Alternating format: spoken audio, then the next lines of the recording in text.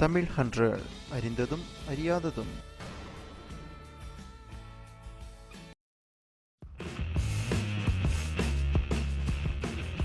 Health tips. தீராத வயிற்று வலி உள்ளவங்களுக்கு ரொம்பவே பயன்படக்கூடிய ஒன்று தாங்க இந்த மணத்தக்காளி கீரை.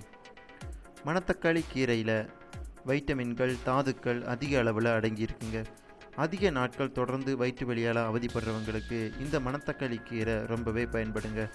மணத்தக்காளி கீரையில் காய், தண்டு, வேர் அனைத்துமே அதிக அளவு மருத்துவ பயன்கள் கொண்டதுங்க.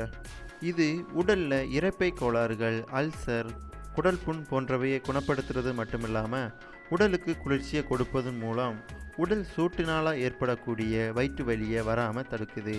வாரத்தில் 2 முறையாவது மணத்தக்காளி கீரையை வேக வைத்து அதோட சாற்றை காலையில் வெறும் வயிற்றில் சாப்பிட்டு வந்தோம்னா வயிறு சம்பந்தமான நோய்கள் அனைத்துமே குணப்படுத்துங்க. இந்த கீரையை சமையலுக்கு பல வகையில் நம்ம பயன்படுத்தினாலும் அதிகமாக வயிற்று வலி உள்ளவங்களுக்கு இதனுடைய சாறை எடுத்து காலையில் வெறும் வயிற்றில் குடிக்கிறதாங்க ரொம்பவே சிறந்தது. மேலும் இது செரிமான சக்தியை அதிகரிக்கவும் குடலில் ஏற்படுற வேலைப்பளுவை குறைக்கவும் இந்த மணத்தக்காளி கீரை ரொம்பவே பயன்படுதுங்க.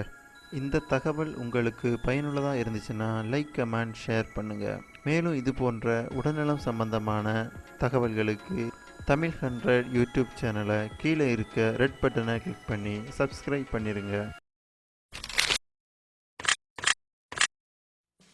தமிழ் 100 அறிந்ததும் அறியாததும்.